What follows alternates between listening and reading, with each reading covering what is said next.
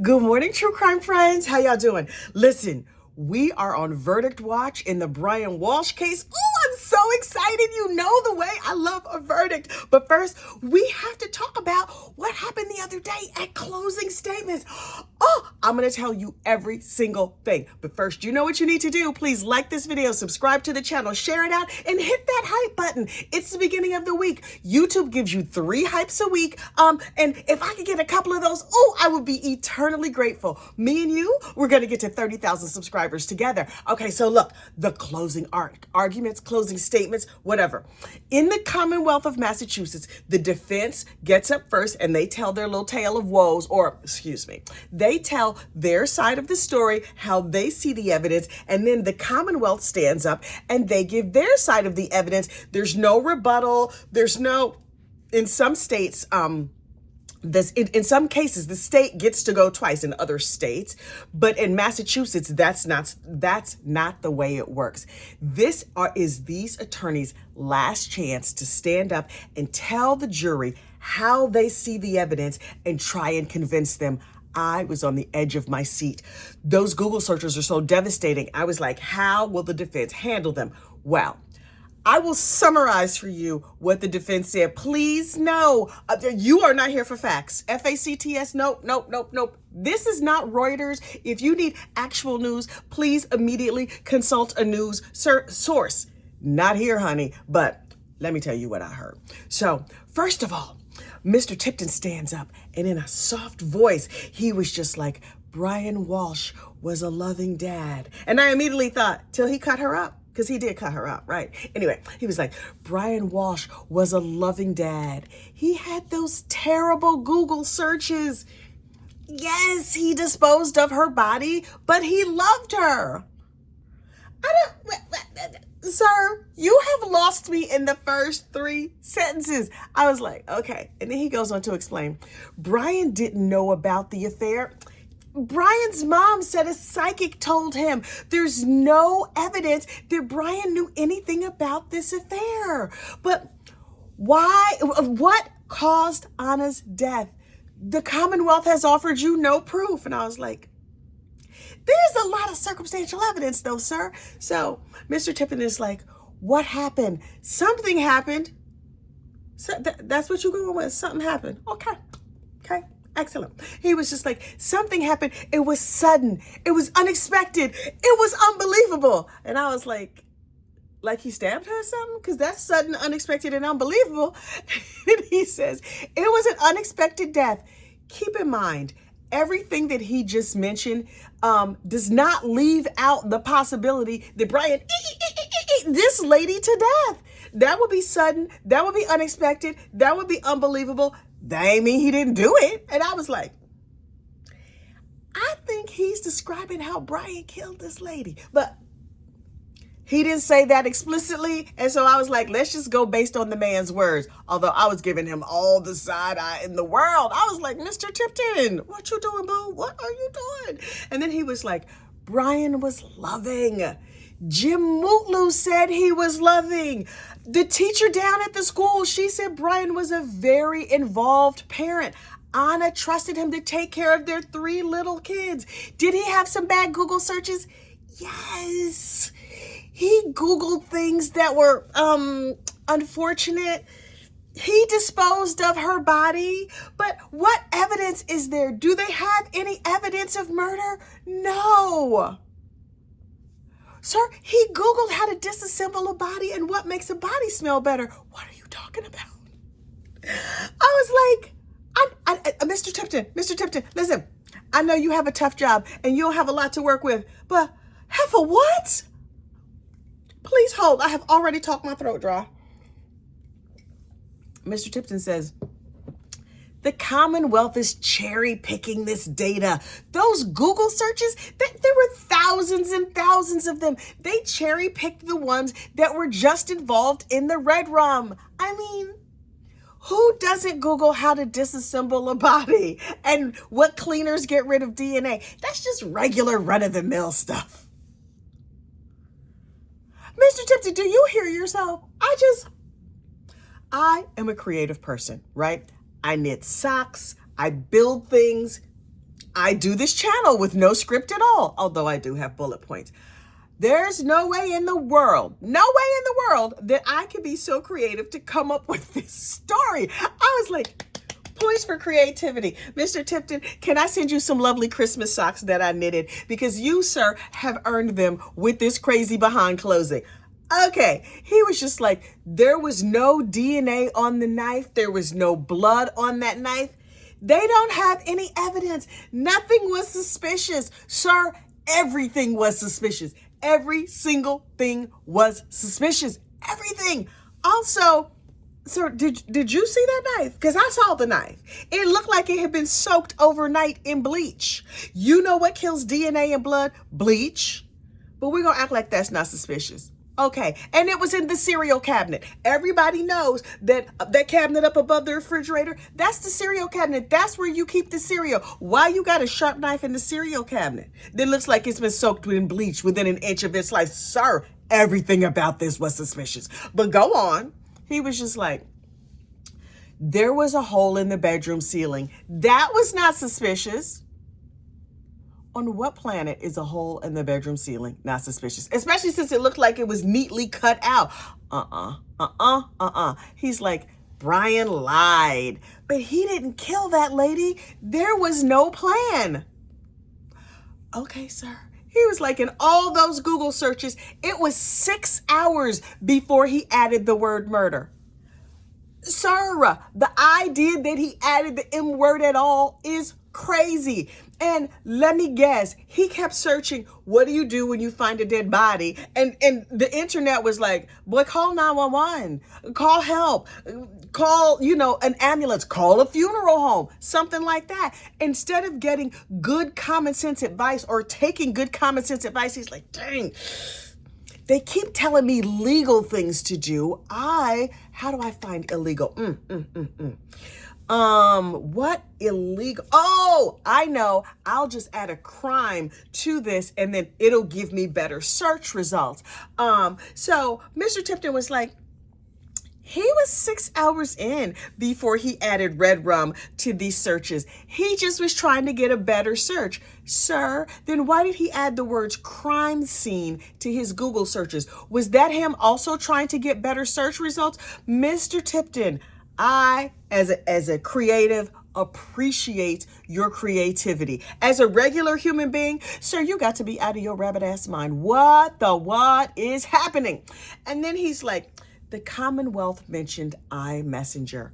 There's no such thing as iMessenger. It's iMessage or Facebook Messenger. So they got the I wrong. He can't be guilty of anything. He didn't know about the affair because they said the wrong thing. Sir, there was a witness who called baking soda baking powder. We're not going to discount everything that man said just because he used the wrong baking ingredient, but I digress. He was just like, look, had Brian seen those texts on Facebook Messenger or iMessage or whatever it was, those texts would have enraged anybody, but there's no evidence that he saw them. Sir, did you hear the first part of that sentence? Did you hear the first part? Those text messages would have enraged Brian. And then shortly after that, he was Googling how to get rid of a body. Okay, I'm putting things together. But okay, you're not? Okay, good for you. He was just like, this was an unexplained, unexpected death. It happens, especially when you stab somebody. That's unexplained and unexpected. Ooh, I didn't expect you to die like that. Oh, I'm so sorry. Let me just take this knife and finish cutting you up. Then he goes on to highlight, the best friend, Anna's BFF, said Anna was very upset. Why was she upset? We don't know. Well, we kind of do know. Her husband was delaying his sentencing for the art fraud case. Her husband was a terrible human being. He's tricking up all her money. He's doing all kinds of stupid things over there at the house. But Mr. Tipton was like, maybe something was rocky in Anna's affair. Have you ever seen anybody take all the information and put it together and just be wrong? That's what poor Mr. Tipton has done. Maybe not wrong. He sees it a very different way than regular human beings. He was like, the BFF was upset because, Anna said she was upset because she had to travel a lot. She was saying she didn't know if she loved her husband anymore. But then they all signed that champagne box. The lovely things they wrote on the champagne box means there's no way that he did this. Brian Walshe is not guilty. Thanks so much, Mr. Tipton. I really, really appreciated your show. Do you know what you did not say? You did not say, find him innocent. And I was like, okay. That was real interesting. I liked it a whole lot. But you sound crazy, sir. Please sit down. And then the Commonwealth stood up. Now, the Commonwealth through this whole trial has been a little boring, a little flat, a little bland. They just had facts and information on their side. But Mr. Tipton, he had drama. He had delivery. He sounded like an old Southern preacher at a tent meeting, if you ask me. But the Commonwealth stood up and points to Brian Walshe, and they were like, he killed her. She was never missing. He's a lying liar who lied. Brian Walshe was the only adult in that house with Anna Walshe, and Anna died violently. And I was like, that tracks. That information goes with everything we have seen and heard in this case, in my opinion. And then the Commonwealth was like, you want to know proof? The bloody rug, the broken necklace, the bloody slippers, all the things. There were bloody towels. There were bloody Tyvek suits. Those Google searches. Who does those kind of Google searches? He is out of his mind. Totally out of his mind. And then, he went on a little shopping spree after he disassembled this lady. But where was his first stop? To CVS to buy Band-Aids because he got a little owie on his finger or on his thumb or possibly both. And then later he went to the liquor store where they knew him, and the shade they threw at Brian Walshe was spending all his time in the liquor store just lingering and hanging out and talking to people. They were like, oh Lord, here he comes. Oh, we are sick of him. But the liquor store people were like, the liquor store was closed on the 1st of January. And here's Brian Walshe throwing trash in the dumpster because he's there all the time. He knows where the dumpsters are. He knows things. And then the Commonwealth pointed out something that I had forgotten. Brian Walshe described his wife as a sturdy Serbian woman. Now listen. Let us be abundantly clear. You cannot be convicted based on what you called somebody. Call me a sturdy anything, and I think you should go to jail. Go directly to jail. Do not pass go. Do not collect $200. Sir, what are you doing? He called his wife you couldn't call her a delicate flower? I don't care if I weigh 800,000 pounds. I am a delicate flower. Okay, maybe a jumbo-sized flower, but a flower nevertheless. He called her a sturdy Serbian woman. Sir, the disrespect of your dead wife, I will not stand for it. Oh my goodness, please hold. The Commonwealth pointed out, Anna was healthy. The health insurance company gave her top ratings. Down there at the exercise class, that bar where they like torture you for money and stuff, they were like, she was doing the classes in top form. In bar method, you work your muscles to exhaustion and then stretch them. That sounds horrific to me, but she enjoyed it. She liked doing hard things and she was good at doing hard things. And what did he do? His fat, sloppy self, he cut her up. He bought tools. He disposed of her. And I was just like, right. All of this information, Commonwealth, tracks with what I personally know about this case. And then the Commonwealth began to throw an epic level of shade that I, as a gossip on the internet, enjoyed very, very much. They said, Brian Walshe was a loser. His mom paid his rent. He had $50,000 in income in the year that Anna died. But what was Anna doing? Anna had bought a $1.3 million home in her own name. She made money. She didn't just make money. She made money. You know it was a lot if you say it twice. Like you say somebody is like, dead, because Anna was dead. She real super duper dead. Honey, Anna made money, and Brian was sitting down there at the house waiting to go to jail. right? She was ready to move. She was ready to move on. She was ready to take her kids and live without Brian. Brian needed those kids. Brian was using those kids as a crutch. You see, he was on home confinement from his art fraud case. If Anna left and took the kids, Brian couldn't say like, no, I am the primary caregiver for my children. That's why I need to just be out here on this ankle monitor that lets me just go wherever I want and do whatever I want while lying to my probation officer.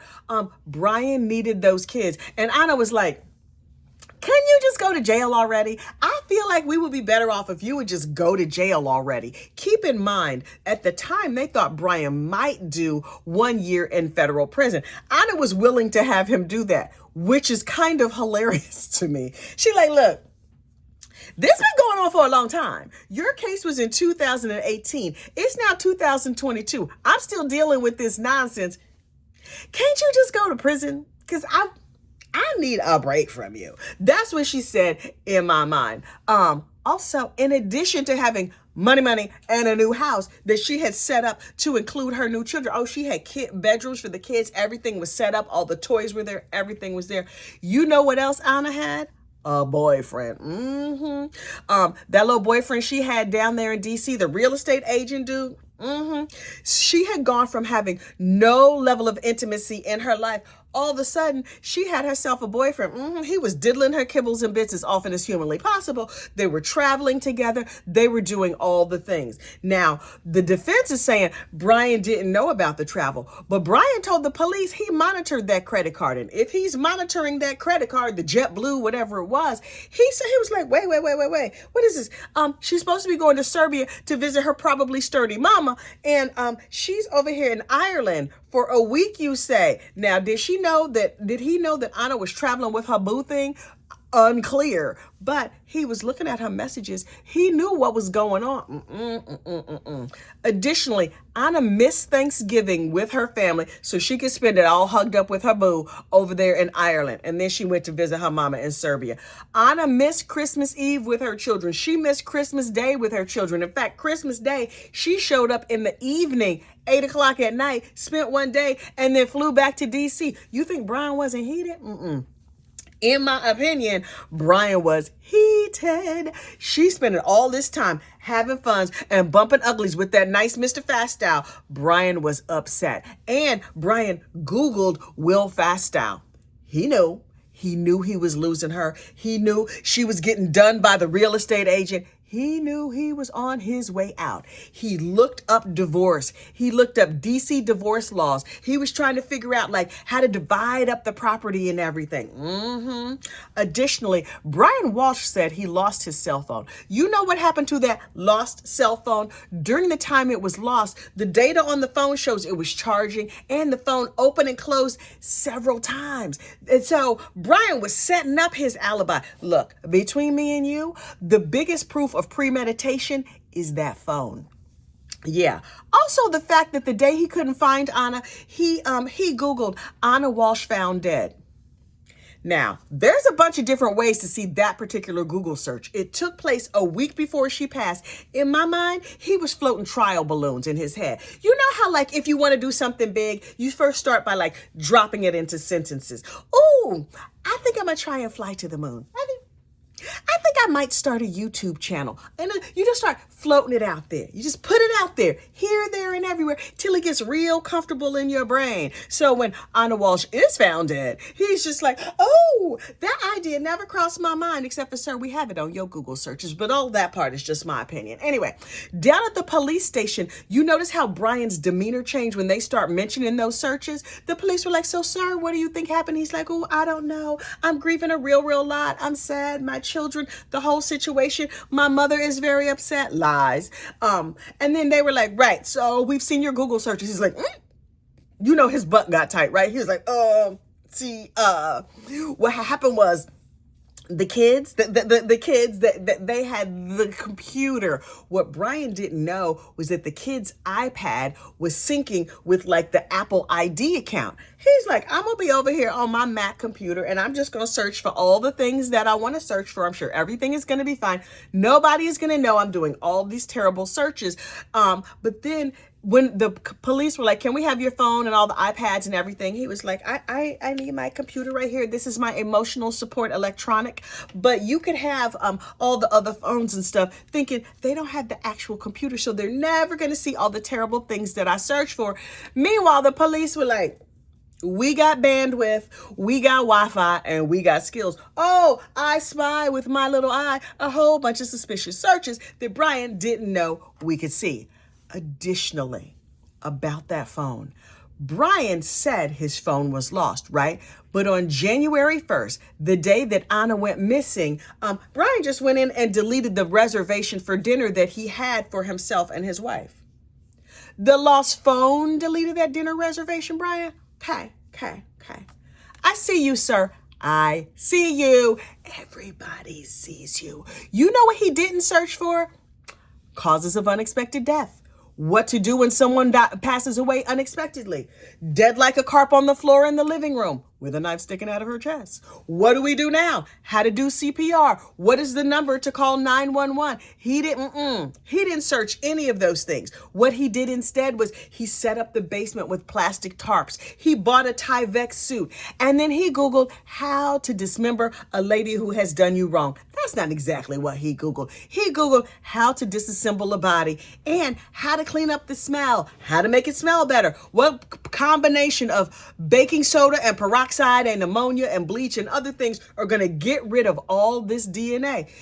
And when he finally got his shopping list together, he didn't go to the Lowe's that was right there by his house. Oh, no. He went to a Lowe's that was an hour away from where he lived. Who does that? You know he's lazy. He looks lazy. Now look, did they say he was lazy? No. See, also, this is not the news. This is a gossip on the internet telling her story. Anyway, Brian, who you know is not trying to expend any extra effort to do anything he doesn't have to do, you can tell from looking at him, went to a Lowe's an hour from his house, put on a mask, put on gloves, and then pushed around that shopping cart and overbought on cleaning supplies and red rum supplies. He was down at the Lowe's murder aisle buying all these things in cash, trying to stay off the cameras. Sir, you're clearly not a true crime fan, because everybody knows self-checkout has a zillion more cameras than anything else. He was like, I'm going to stand out of the way of the camera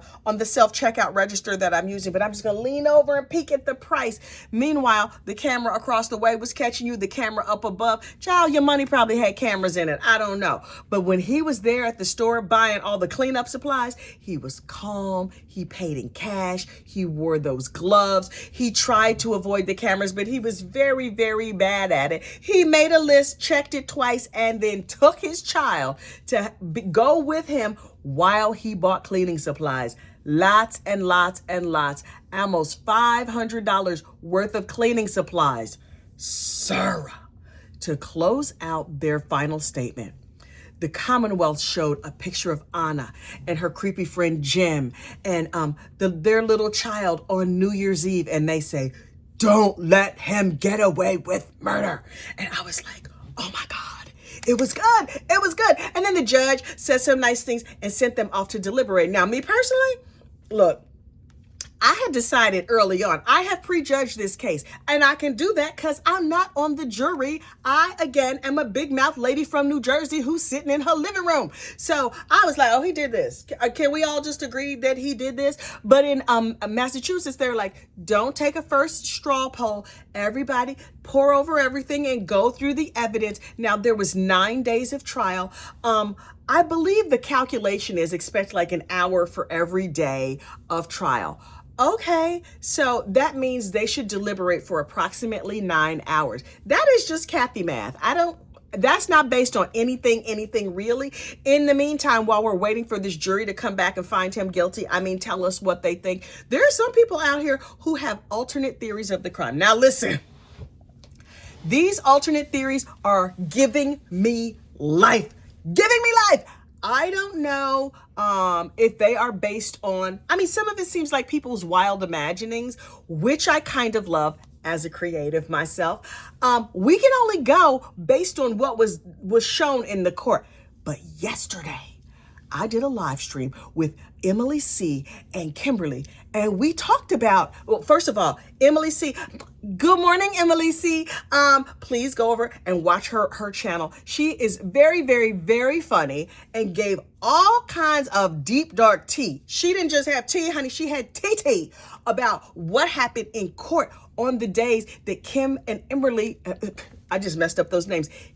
Emily C. and Kim were in court for closing statements, and they told us everything, including, but not limited to, the fact that they think Brian Walsh's mama did it. They said Brian Walsh is giving goofy while his mama is giving full Cruella de Vil. She's creepy, she's weird, she's homicidal, allegedly, according to them. I don't know if that's true or that's false. I love the theory. Love it. Probably love it too much. Mrs. Walsh, hi. Lady with a whole lot of money and nothing but free time. It wasn't me who said it. It was them girls over there. I think you're probably a very nice lady. Please don't come to North Jersey and harm me. I am just a big mouth gossip from the internet. Please be gentle and be kind. You need Emily's address. She's closer to you. I ain't do nothing. I'm scared. This lady is scary. Now, did she push Anna Walsh down the stairs, as was alleged in yesterday's live stream? I don't know. Does she seem like the kind of lady who would push Anna Walsh down the stairs and then tell her son to disassemble? I don't know. I love the theory. I love the speculation, but I'm not out here spreading misinformation. I'm telling you what I heard, not facts, F-A-C-T-S, facts, F-A-X, stuff I heard. Listen, we're going to keep waiting for this verdict to come back. When it comes back, oh, honey, I'm going to let you know. Oh, I will let you know. I will not live stream the verdict, but a lot of people are streaming this trial. Our friend Josh Ritter from Courtroom Confidential is streaming it. Joel from Surviving the Survivor has it. Grizzy True Crime, Take It to Court has it. People were asking me how to find Take It to Court. Instead of it's Take It, the number 2, Court. She has it, of course. Law and Crime has it. I'll be over with Emily D. Baker, also with The Recovery Addict. Honey, everybody is talking Brian Walsh. I'm just talking mess about Brian Walsh. We're going to see what this jury says. Keep an eye out. Watch out for Brian's mama, y'all. Allegedly. In the meantime, y'all stay safe out there, and I will see you next crime. Bye.